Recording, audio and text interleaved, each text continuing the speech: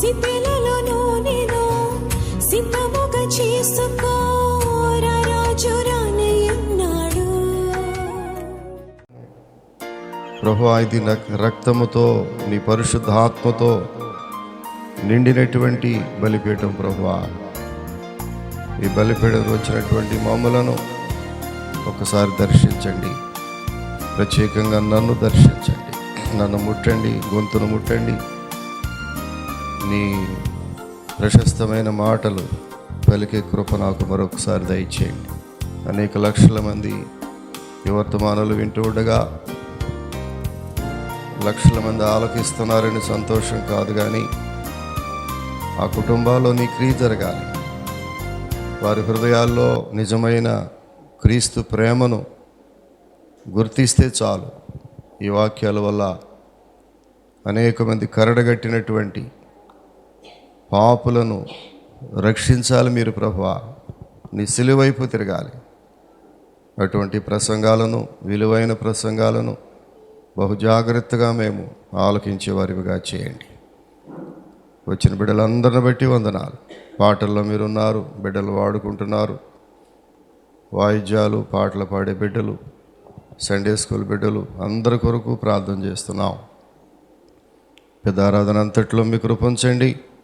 ఆది నుంచి అంతవరకు మీరే ఉండి నడిపించి సహాయం దయచేయమని, ఇంకెవరైతే సిద్ధపడవచ్చుచున్నారో వారికి కూడా మంచి అవకాశం దయచేయమని యేసు నామమున అడుగుచున్నాము తండ్రి, ఆమేన్. పరిశుద్ధ లేఖనముల నుండి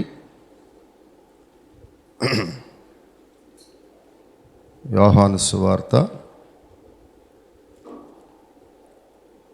అన్ని లక్షల మంది వింటున్నారని నాకు సంతోషం కాదు, కానీ అన్ని లక్షల కుటుంబాల్లో క్రీస్తుని మనం చూపించాలి. ఇది మన యొక్క ధ్యేయం ప్రియులారా. క్రీస్తుని ఎరగాలి. టైం లేదు. Time is very short. చాలా త్వరగా గతించిపోతున్నాయి. నా దినములు నేతగాని నీడవలే గతించిపోతున్నాయి అంటాడు. మానవుని యొక్క జీవితం చాలా త్వరగా గతించిపోతూ ఉంది ప్రియులారా. మానవుడు మరణానికి భయపడుతున్నాడు. దేనికి భయపడినటువంటి మానవుడు మరణానికి భయపడుతున్నాడు. మీకు తెలుసు, చాలాసార్లు చెప్తూ ఉంటాను నేను.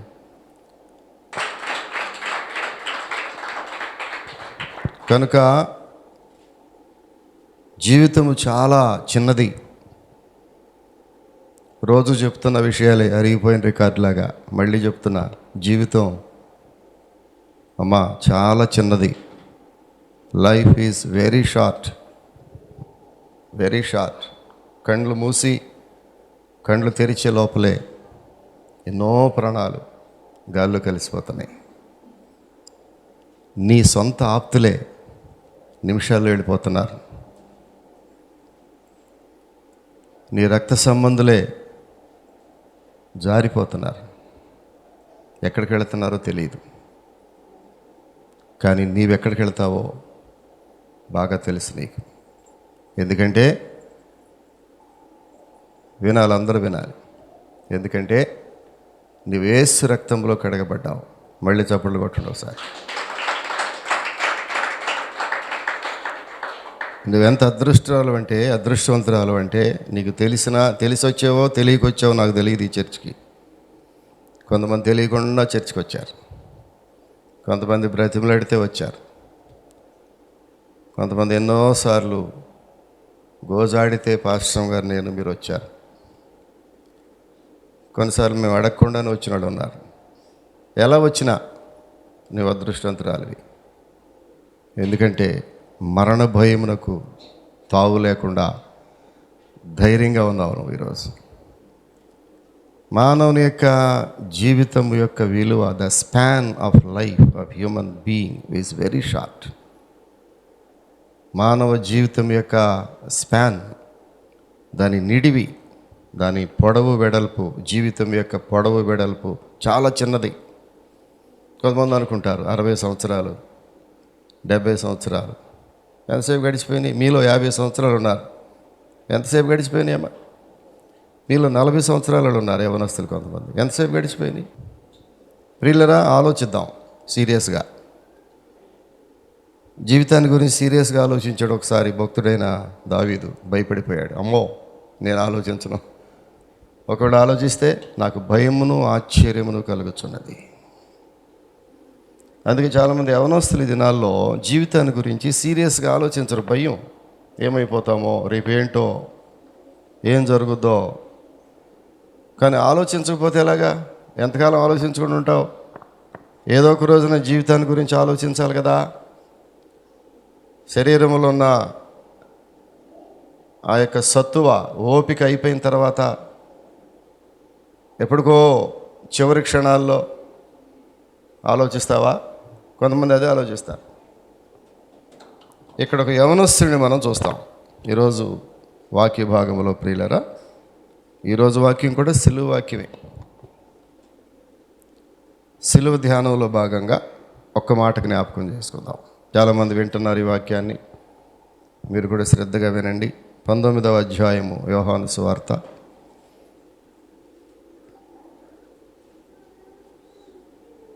38వ వచనం నుంచి కొన్ని వచనాలు చదువుకుందాం. అటు తర్వాత యూదుల భయం వలన రహస్యముగా యేసు శిష్యుడైన అరిమతైన యోసేపు తాను యేసు దేహమును తీసుకుని పోవుటకు పిలాతు నొద్ద సెలవడిగాను. పిలాతు సెలవిచ్చాను గనుక అతడు వచ్చి యేసు దేహమును తీసుకొని పోయాను. మొదట రాత్రి వేళ ఆయన ఎద్దకు వచ్చిన నికోదేము కూడా బోళముతో కలిపిన అగరు రమారమి 150 సేర్లు ఎత్తు తెచ్చాను. అంతటా వారు యేసు దేహమును ఎత్తుకొని వచ్చి యూదులు పాతిపెట్టు మర్యాద చొప్పున ఆ సుగంధ ద్రవ్యములు దానికి పూసి నారబట్టలు చుట్టిరి. ఆయనను సిలువేసిన స్థలములో ఒక తోట ఉండెను. ఆ తోటలో ఎవడునూ ఎప్పుడునూ ఉంచబడని క్రొత్త సమాధి ఒకటి ఉండెను. ఆ సమాధి సమీపములో ఉండెను కనుక ఆ దినము యూదులు సిద్ధపరచు దినమైనందున వారు అందులో యేసును పెట్టిరి. మత్తయి సువార్తలోకి వెళ్ళండి. మత్తయి సువార్తలో 27వ అధ్యాయము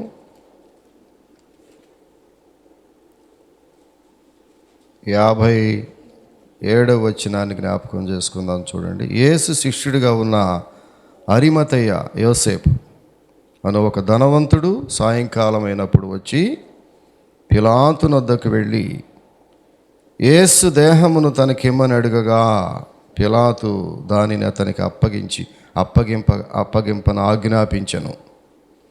యోసేపు ఆ దేహమును తీసుకొని శుభ్రమైన నారబట్టతో చుట్టి తాను రాతిలో తొలిపించుకున్న క్రొత్త సమాధిలో దానిని ఉంచి సమాధి ద్వారమునకు పెద్ద రాయి పొర్లించి వెళ్ళిపోయాను. దయచేసి అక్కడే మార్కు సువార్తలో కూడా 15వ అధ్యాయము 42వ వచనాన్ని జ్ఞాపకం చేసుకుందాం. ఆ దినము సిద్ధపరచు దినము అనగా విశ్రాంతి దినమునకు పూర్వదినము గనుక సాయంకాలం అయినప్పుడు అరిమతయి యోసేపు తెగించి పిలాతు నొద్దకు వెళ్ళి యేసు దేహము తనకిమ్మని అడిగాను. అతడు ఘనత వహించిన ఒక సభ్యుడై దేవుని రాజ్యము కొరకు ఎదురు చూచువాడు.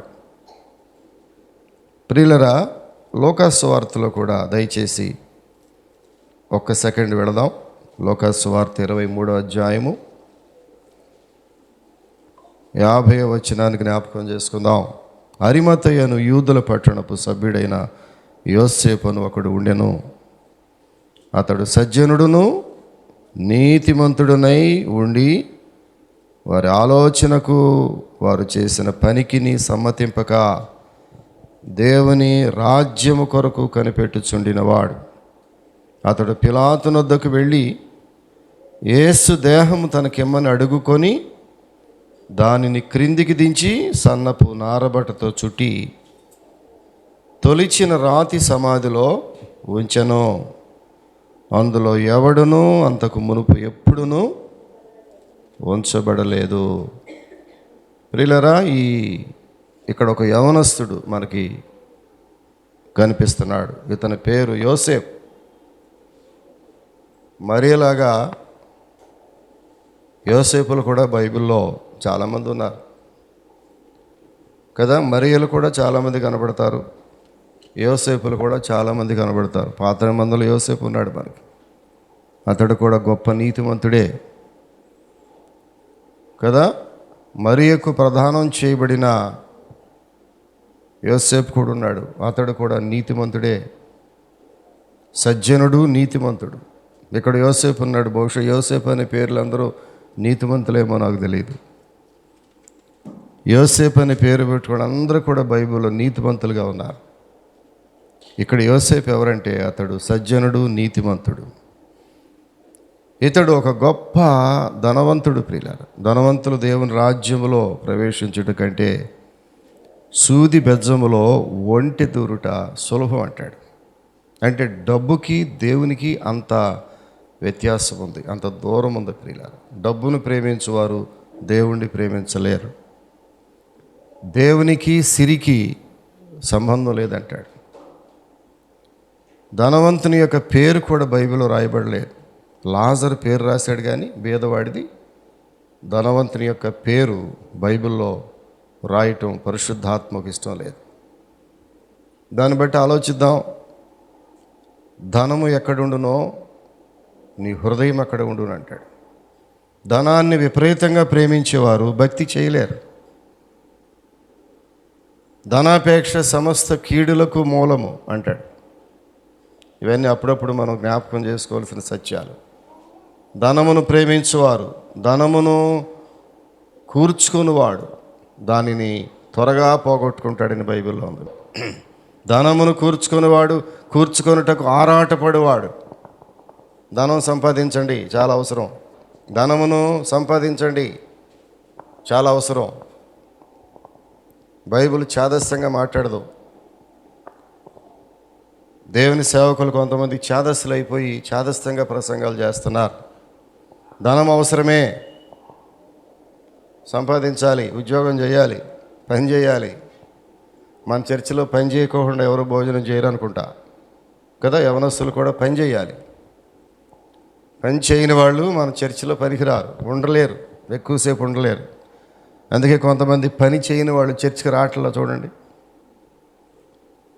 పనిలో శ్రద్ధగా లేనివాడు చర్చికి రాలేడు.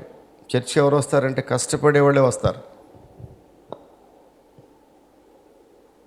జీవితంలో కష్టపడేవాడు చర్చిని కూడా ప్రేమిస్తాడు. రోడ్లమ్మటి తిరిగేవాడు చర్చిని ప్రేమించలేడు. ఇతడు సజ్జనుడు, ధనవంతుడు, ప్రభువుని సీక్రెట్గా ప్రేమిస్తున్నాడు. ఇతడు సీక్రెట్ క్రిస్టియన్, బహిరంగముగా క్రైస్తవుడు కాదు. చాలామంది సమాజంలో సీక్రెట్, రహస్య క్రైస్తవులు. మన ఊర్లో కూడా చాలామంది ఉన్నారు రహస్య క్రైస్తవులు. మీలో చాలామంది అనుకుంటున్నారు క్రైస్తవులు కానంత మాత్రం చేత, చర్చికి రానంత మాత్రం చేత వారికి దేవుడు అంటే ఇష్టం లేదనుకుంటున్నారా? చాలామంది మీకంటే క్రీస్తుని ఎక్కువగా ప్రేమించేవారు మన పట్టణంలో చాలామంది ఉన్నారు ప్రియులారా. వారందరినీ బైబిల్ ఏముంటుందంటే సీక్రెట్ క్రిస్టియన్స్, రహస్య క్రైస్తవులు. రహస్య క్రైస్తవులు. ఈ యోసేపు అరిమతైనటువంటి ప్రాంతం నుంచి వచ్చినటువంటి యవనస్తుడితడు. అతడు ఏం చేశాడు? బైబిల్ చెప్తుంది రహస్యముగా. దాన్ని అండర్లైన్ చేసుకుందాం. రహస్యముగా అంటే ఇతడు రహస్య క్రైస్తవుడు, సీక్రెట్ క్రైస్తవుడు. బంధువుల యొక్క వ్యతిరేకతలు, సొంత కులస్తులే హేళన చేసే పరిస్థితి, ఇవన్నీ కూడా క్రీస్తు కొరకు పడే శ్రమలకు ఇవన్నీ గుర్తు. చాలామంది పుట్టు క్రైస్తవులతో పోల్చుకున్నప్పుడు క్రైస్తవేతరులు క్రైస్తవేతర కుటుంబాలు దేవుని కొరకు శ్రమపడి నిలబడుతున్నాయి. చప్పట్లు కొట్టాలి. ఒక రోజున బహిరంగంగా బయటకు వస్తున్నారు ఈ దినాలు. ఇక్కడ చూడు, అరిమతైన యోసేపు రహస్యముగా యేసు శిష్యుడైనటువంటి అరిమతైన యోసేపు. ఏం జరిగింది? ఒకరోజు యేసు ప్రభు వారిని సిలువేశారు. ఆ సిలువ వేసినప్పుడు ప్రియులరా, అంతకుముందు చూసాం, ఆ ప్రక్కన ఒక దొంగ, ఈ పక్కన ఒక దొంగ. ఆ సిలువ మీద నుంచి దించేటప్పుడు వారు ప్రాణం ఉందా లేదో చూసుకుని, ఒకవేళ ప్రాణం ఉంటే ఆ సిలువ వేయబడినటువంటి ఆ మనుషులను కాళ్ళు తెగ నరికేవాళ్ళు. నరికేశారు. ఇక్కడ కూడా ఎవరిది? ఆ ఇద్దరు కాళ్ళు నరికేశారు. నరకలా? కాబట్టి సైనికులు వచ్చి ఆయనతో కూడా సిలువ వేయబడిన మొదటి వాని కాళ్లను, రెండవ వాని కాళ్లను విరగ్గొట్టిరి. ఒక్కసారి ఇద్దరు కాళ్ళు ఎరగొట్టి పడేశారు.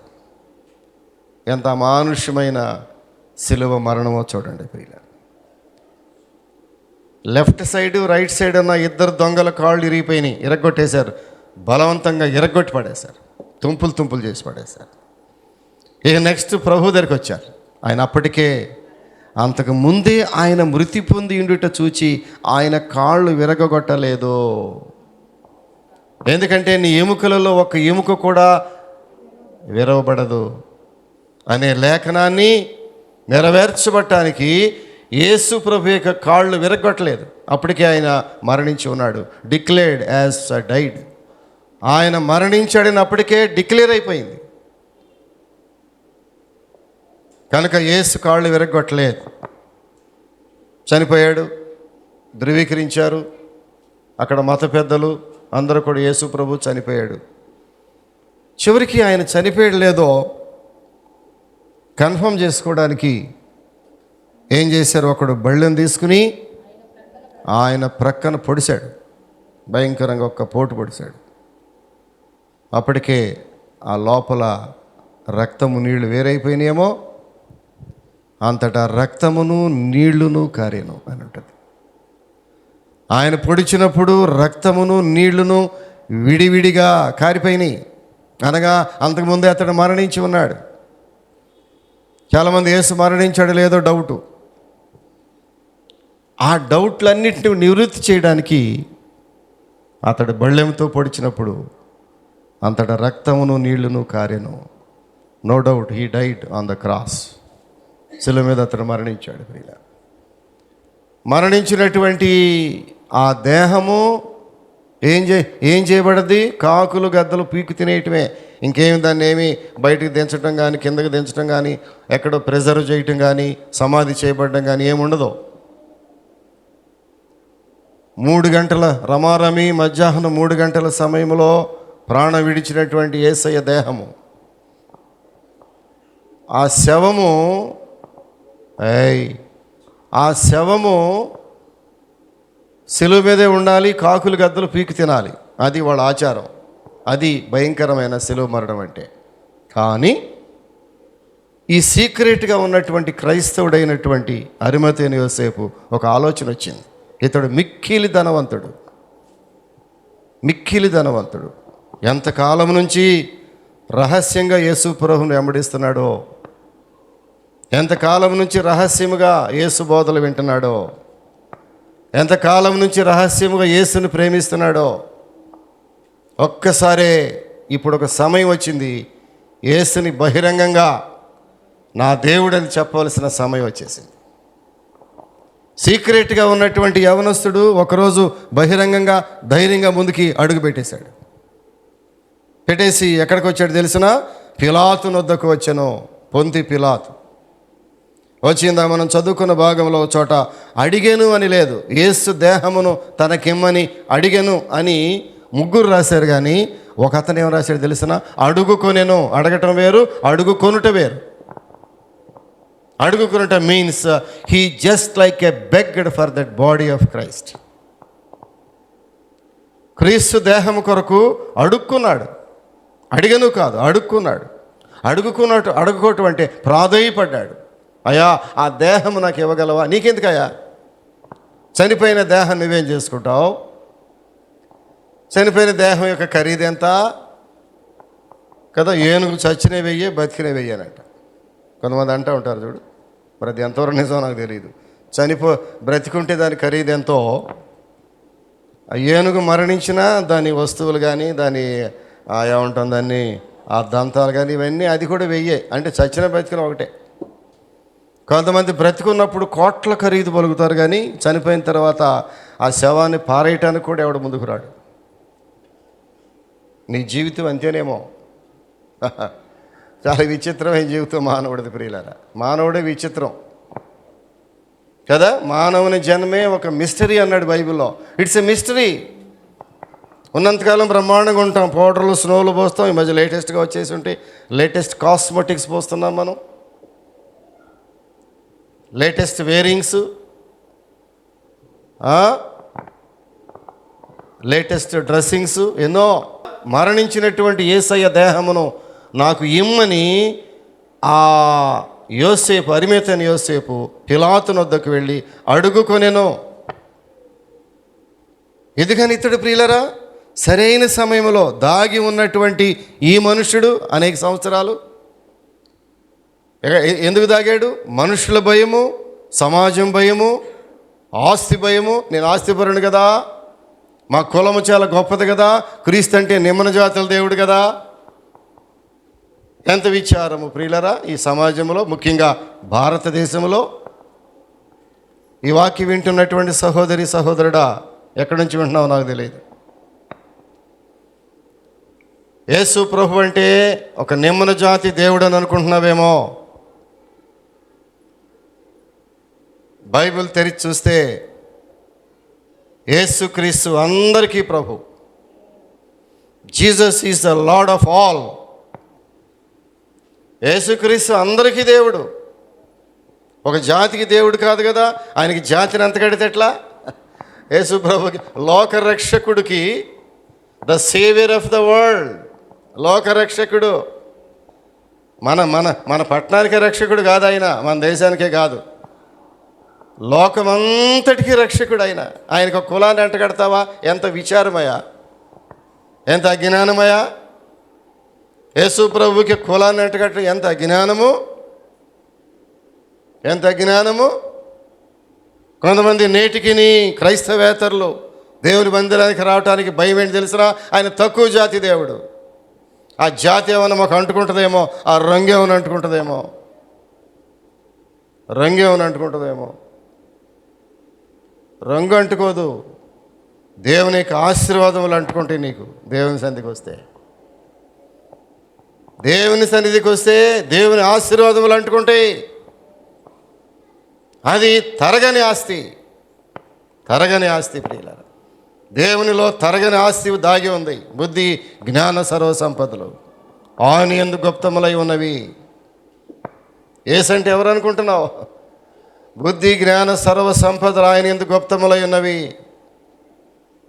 కొంతమంది ఎరుగకనే ఆశీర్వాదాలు పొందుతున్నారు, కొంతమంది అడగకుండానే ఆశీర్వాదాలు పొందుతున్నారు. కొంతమంది మందిరంలోకి వచ్చి కలిసి అందరితో కలిసి ప్రార్థన చేస్తూ ఉండగా లెక్కలేనటువంటి ఆశీర్వాదాలు పొందుతున్నారు. అదే దేవుని మందిరం అంటే. ఇతడు యేసు దేహమును చాలా కాలం రహస్యంగా దేవుని వెంబడించి, ప్రియులరా, దేవుని రహస్యంగా వెంబడించాడు. ఆస్తులు ఏమైనా కోల్పోతానేమో భయపడ్డాడు. నేను క్రైస్తవుడిని అయితే ఆస్తి ఏమైనా పోద్దేమో, సంపాదన కరువైపోద్దేమో. కొంతమంది చూడండి, సంపాదనలో పడిపోయి ఆదివారం చర్చి కూడా రారు. ఆ రోజు లాభాలు మిస్ అయిపోతాయేమో, ఆ రోజు వ్యాపారం పాడైపోద్దేమో. ప్రియులరా, నిజమైన దేవుని సన్నిధిలో ఆయనను వెంబడించువారు ఎవరో తెలిసినా వ్యాపారమును కూడా దేవుని కొరకు త్యజించి అవసరమైతే ఈరోజు ప్రభువా లాభం కూడా నీ సన్నిధికి ఇచ్చేస్తాను నేను. ఓ చిన్న షాప్ పెట్టుకుంటే ఆదివారం ఒక భయంకరమైన పరీక్ష. షాపు తీయాలా, చర్చికి వెళ్ళాలా? షాపు తీయాలా, చర్చికి వెళ్ళాలా? షాపు తీయపోతే ఆ రోజు లాభం లేదు. చర్చికి వెళ్తే ఆ లాభం రాకపోగా రోజంతా వేస్ట్. ప్రియులరా, ఇతను ధనవంతుడు కనుక డబ్బును కూడా చూశాడు. దేవుని దగ్గరికి వెళ్తే డబ్బు ఏమైపోద్దో, సమాజం ఏమనుకుంటుందో. కానీ ఒకరోజు రానే వచ్చింది. తను సీక్రెట్గా ఆరాధిస్తున్న ప్రభు అయిన క్రీస్తు చనిపోయాడు. ఏం చేయాలి ఇప్పుడు? పోతే పోయాడు అనుకున్నాడా? నేను ఇన్నాళ్ళు సీక్రెట్గా దేవుణ్ణి అనుసరించాను కదా, నేను క్రైస్తవుడని ఎవరికీ తెలియదు కదా సమాజంలో, నా భక్తి అంతా సీక్రెట్ భక్తి కదా, నేను బైబిల్ చాలా చీకట్లో ఎక్కడో గదిలో చదువుతాను కదా, నేను ఎవరికి తెలియదు నేను క్రైస్తవుడని. నేను మామూలుగా యోసేపునని అనుకుంటున్నారు, అంతే ధనవంతుడు అనుకుంటున్నారు ఈ గ్రామంలో. సడన్గా ఇప్పుడు క్రీస్తు ప్రభు చనిపోయాడు, ఏం చేయాలి? మెదలకుండా కూర్చుందాం అనుకోలేదు, ఒక్కసారి లేచాడు.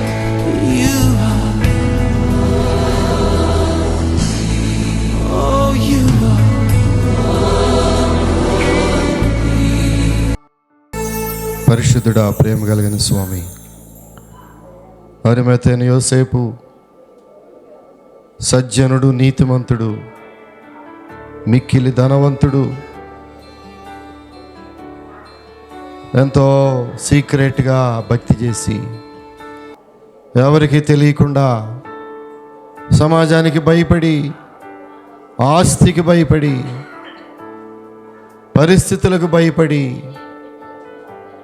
నిన్నెంతో సీక్రెట్గా వెంబడించాడు ప్రభువా.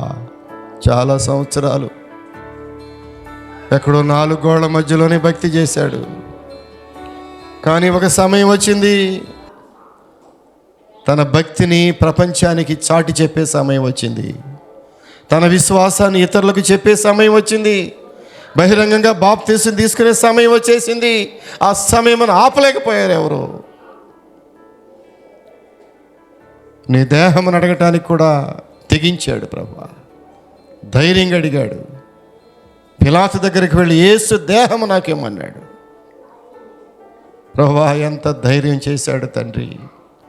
ఆ దేహాన్ని తీసుకుని తన విలువైనటువంటి రమారమి సేరున్నర విలువైనటువంటి సుగంధ ద్రవ్యములను ప్రభువా నీ దేహమునకు పూసి తన సొంతముగా తొలిపించుకున్న విలువైన రాతి సమాధిలో నీకు చోటిచ్చాడు ప్రభువా. అక్కడే కాదు, తన హృదయములో నీకు చోటిచ్చాడు. ఆ వ్యక్తిని ఎంతగా మార్చివేశావు ప్రభువా. నికోదేము అనేటటువంటి గొప్ప పండితుణ్ణి ప్రభు, రహస్య క్రైస్తవుణ్ణి బహిరంగ క్రైస్తవుడిగా మార్చివేశావు. ఎంతమంది రహస్య క్రైస్తవులు మా ప్రాంతంలో ఉన్నారో, ఇంకా బయటపడకుండా ఎంతమంది క్రీస్తుని పూజిస్తున్నారో, బైబిల్ పట్టుకోవడానికి భయపడుతున్న సేవకులు ఎంతమంది ఉన్నారో, క్రీస్తుని బహిరంగంగా వెంబడించడానికి ధైర్యం చాలినటువంటి సీక్రెట్ క్రైస్తవులు ఈ పట్టణంలో ఎంతమంది ఉన్నారో. నేడే అనుకోవాల సమయం అన్నావు. సమయం రానే వచ్చేసింది ప్రభువా. మేము బహిరంగంగా సిలువను మోయాల్సిన సమయం వచ్చేసింది. ఆ కురేని సీమోను బహిరంగంగా నీ సిలువను మోసాడు భుజం మీద పెట్టుకుని. అరిమతైన యోసేపు బహిరంగంగా నిన్ను దేహమును భుజం మీద పెట్టుకొచ్చేశాడు. ఆ స్త్రీలు బహిరంగంగా నిన్ను ఆరాధించారు ప్రభువా. ఈ వాక్యం వింటున్నటువంటి బిడ్డలు, ఎంతోమంది బిడ్డలు వాక్యం వింటున్నారు. ప్రభువా, నేను ఎంతకాలము రహస్యముగా దేవుణ్ణి వెంబడిస్తున్నాను. నేను ఎంతకాలము సమాజానికి భయపడుతున్నాను ప్రభువా. నేను ఎంతకాలము కులమునకు భయపడుతున్నాను ప్రభువా. నేను ఎంతకాలము ఉద్యోగమునకు భయపడుతున్నాను ప్రభువా. నేను ఎంతకాలము వ్యాపారమునకు భయపడుతున్నాను ప్రభువా. నేను ఎంతకాలము కుటుంబమునకు భయపడుతున్నాను ప్రభువా. నిన్ను బహిరంగముగా ఆరాధించే హృదయం నాకు దయచేయి. నేడైనా నిన్ను బహిరంగంగా ఒప్పుకునేటటువంటి ధైర్యం నాకు దయచేయి. అరిమతైన యోసేపు వలె ధైర్యముగా యేసు దేహమును ఎట్లా తీసుకొచ్చాడో, ఓపెన్గా తనకున్నటువంటి ఆ కొత్త సమాధిలో యేసు ప్రభు దేహాన్ని పెట్టాడు. ఆ శరీరమును అభిషేకించాడో, మగ్దలేని మరియని దేహమును ఎట్లాగా అభిషేకించిందో, నేను కూడా నీ దేహమును, నేను కూడా నీ జీవితమును అభిషేకించేదానిగా నన్ను చేయి. నిన్ను స్తుతించే భాగ్యం నాకు దయచేయి. యెహోవాను స్తుతించడం మంచిది అన్నావు ప్రభు. నిన్ను స్తుతించే హృదయాలు మాకు దయచేయండి. ఈ రాత్రి, ఈ ఉదయకాల సమయంలో వాక్యం విన్న ప్రతి బిడ్డను మీరు దర్శించండి. ప్రతి హృదయాన్ని తాకండి. ప్రతి మనస్సును ప్రేరేపించండి. నా యేసయ్య గొప్ప దేవుడు, నా యేసయ్యను బహిరంగంగా నేను స్తుతిస్తాను, ఓపెన్గా ఆరాధిస్తాను, అంతమందిలో సాక్ష్యం చెప్తాను అనే ధైర్యాన్ని మా బిడ్డలకు దయచేసి ఇలాంటి దినాలన్నీ కూడా మహిమకరముగా, ఆశీర్వాదకరంగా బిడ్డలకు చేయమని యేసు నామమున అడుగుచున్నాము తండ్రి. ఆమేన్, ఆమేన్. ప్రియులారా, మంచి వర్తమానాలు మీరు వింటున్నారు. మెర్సీ ప్రార్థన మందిరం నుండి వెలువడేటటువంటి ఈ విలువైన వర్తమానాలను మీరు విని ఆత్మీయంగా మేలు పొందుతున్నారని విశ్వసిస్తున్నాను. అనేకులు ఈ వర్తమానాలు విని ఫోన్ ద్వారా మాకు తెలియపరుస్తున్నారు. వారి ప్రార్థన అవసరతలు మాకు తెలియపరుస్తున్నారు. వారు ఆత్మీయముగా మేలు పొందుతున్న విధానాన్ని కూడా వారు ఫోన్ కాల్స్ ద్వారా నాతో నేరుగా మాట్లాడుతున్నారు. ప్రియులారా, మీలో ఎవరైనా మమ్మలను సంప్రదించాలని ఆశపడినట్లయితే మా అడ్రస్ ఒకసారి చెప్పడానికి ప్రయత్నం చేస్తున్నాను. మెర్సీ ప్రార్థన మందిరము, డోర్ నంబర్ 3-62/2, డ్రైవర్స్ నగర్, కొత్త బైపాస్ రోడ్, గుడివాడ. మా అడ్రస్ మరొకసారి, pastor reverend doctor KJ Victor Paul, mercy ప్రార్థన మందిరము, డోర్ నంబర్ 3-62/2, డ్రైవర్స్ నగర్, కొత్త బైపాస్ రోడ్, గుడివాడ. మమ్మలను సంప్రదించవలసిన ఫోన్ నంబర్లు 9398632944, 9398632944 మరియు 9398929262. దయచేసి మీ ప్రార్థన అవసరతలు మాకు తెలియచేయండి. మేము మీ కొరకు ప్రార్థన చేస్తాం.